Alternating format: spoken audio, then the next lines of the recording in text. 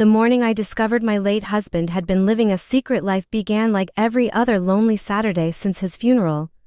I was simply cleaning the attic of our small house in Cedar Falls, Iowa, hoping to clear away old memories, but instead I uncovered something that destroyed 28 years of trust in a single heartbeat. My name is Evelyn Brooks, and I am 54 years old.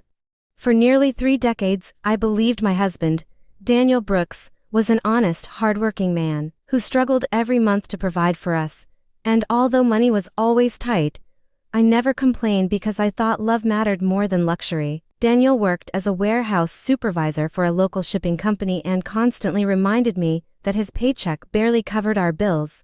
We skipped vacations, bought secondhand furniture, repaired broken appliances instead of replacing them, and celebrated every small financial victory because he always insisted that saving every dollar was the only way we could survive. When Daniel suddenly passed away from a heart attack, I mourned not only the man I loved but also the simple future we had planned together.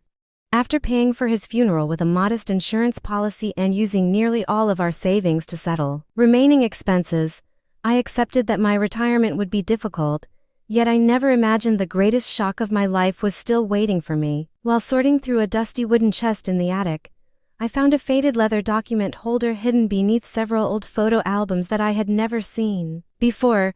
Inside was a single bank statement from a private financial institution in Boston showing an account under Daniel Brooks with a balance of more than $33 million, and as I stared at the unbelievable number, my hands trembled because the husband who claimed he earned only a few $100s each month had apparently been hiding an unimaginable fortune all along. I carried the statement downstairs and placed it on my kitchen table, then read every line again as though the numbers might suddenly change into something ordinary. Instead, the account balance remained exactly the same, and I slowly realized that my entire marriage had been built on a version of reality that Daniel had carefully created for me while hiding a truth so enormous it left me questioning every memory we had ever shared. My first instinct was to believe the document belonged to someone else, but Daniel's full legal name, birth date, and signature appeared on every page with unmistakable clarity, fighting back panic. I searched online for the private bank listed on the statement and discovered it specialized in serving wealthy clients,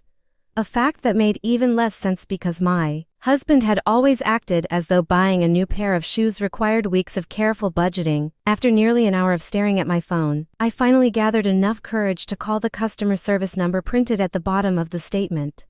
A calm man answered with a professional voice, and after I explained that my husband had passed away and I had discovered an old account in his name, the line became completely silent for several seconds, before he quietly said 3 words that made my heart pound faster than ever before. He left instructions. Those words echoed through my mind as I gripped the edge of the kitchen table to keep myself steady.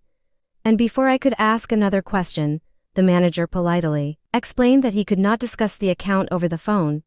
He told me I would need to appear in person with my identification, my husband's death certificate, and prove that I was his legal spouse because certain confidential documents had been left behind specifically for a meeting that would take place only after Daniel passing. I ended the call feeling as though I had stepped into a mystery far bigger than hidden money, because a man who spent years convincing me we were barely surviving had somehow prepared for the day I uncovered his secret. As I looked around our modest little home filled with worn furniture and repaired appliances, one question refused to leave my mind. If Daniel truly loved me, why would he force me to live like we had nothing while quietly guarding a fortune worth millions? I barely slept that night because every answer I imagined created even more questions, and by sunrise I had covered my dining table with old tax returns, bank records, insurance papers, and every financial document Daniel had ever allowed me to see. As I compared dates and account numbers, I noticed something strange that had never seemed important before. Because almost every year he insisted on handling our taxes alone while telling me the paperwork was too confusing and stressful for both of us. The following morning, I called an experienced estate attorney named Rebecca Collins and explained everything, without leaving out a single detail, from the mysterious bank statement to the bank manager who insisted Daniel had left special instructions. Rebecca listened patiently before saying that hidden assets were more common than most people realized. But she warned me not to contact any relatives or reveal what I had found until we understood exactly who else knew about the account. Before ending the call, Rebecca advised me to gather every document related to Daniel's life, including old passports, business records, property files, and personal journals, because even the smallest detail could become valuable evidence later. As I searched through his office that afternoon, I found a locked wooden box tucked behind a shelf, and although I had never seen it before, a small key taped beneath the desk opened it without difficulty. Inside the box were several sealed envelopes, a luxury hotel receipt from New York, a private investment contract, and a handwritten note with only one sentence that immediately sent chills through my body.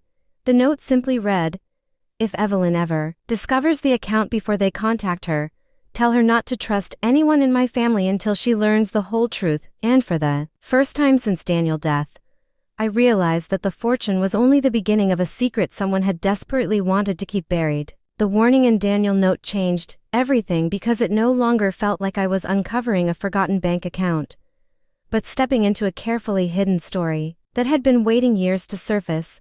I immediately scanned every document in the box, locked the originals inside my own safe, and emailed copies to Rebecca, who called me less than 15 minutes later with a seriousness in her voice I had never heard before. Rebecca explained that someone who leaves a written warning like that usually believes a legal battle is coming, and she urged me to avoid speaking with Daniel's relatives until we knew exactly how his fortune had been structured. Before hanging up, she arranged a meeting for the following day and advised me to travel to Boston only after she had reviewed every document, because one careless conversation could alert people who might already be watching the account. That evening my phone rang and the screen displayed the name of Daniel's older sister, Melissa Carter, who had barely called me during the 14 months since his funeral. Her cheerful voice sounded strangely rehearsed as she asked how I had been doing and casually wondered whether I had found any important papers while cleaning the house, and although I answered politely, every word reminded me of the warning hidden inside Daniel's locked box. After ending the call, I looked through my front window and noticed a black luxury SUV parked across the street with its headlights turned off, remaining there long enough to make me uncomfortable before quietly driving away without explanation. I could not prove anyone was connected to Daniel's secret fortune, but deep inside I knew my peaceful life had ended the moment I discovered that forgotten bank statement. And whatever waited for me in Boston was far more dangerous than hidden money alone. Rebecca and I left for Boston before sunrise 2 days later, carrying every document in separate folders, so nothing could accidentally disappear during the trip. And neither of us spoke much because we both understood this meeting might change the rest of my life. As the city skyline came into view, I felt a strange mix of fear and determination, knowing that I was about to learn whether my husband had betrayed me completely or whether there was a reason he had hidden such an unbelievable secret for so many years. The private bank occupied the lower floors of an elegant marble building where every employee treated us with quiet professionalism, and after verifying my identification, we were escorted into a secure conference room instead of the public customer area. A gray-haired executive introduced himself as Benjamin Lawson, offered us coffee, and gently explained that Daniel had instructed the bank to reveal certain confidential records only if I personally appeared after his death with legal representation. Benjamin placed a sealed envelope on the polished table and said it had remained locked in the bank vault for years, waiting for this exact moment, while another employee brought in a thick file containing trust documents and account records. My heart pounded as I carefully opened the envelope, discovering a handwritten letter from Daniel that began by asking me to read every page before making any judgment about the life we had shared together. The first lines of the letter left me speechless because Daniel admitted he had lied about our finances from the very beginning, yet he insisted the money had never been hidden out of greed or a desire to deceive me for personal gain. Before the letter explained where the $33 million had come from, Benjamin quietly interrupted and revealed that another party had already contacted the bank that very morning claiming ownership of the trust,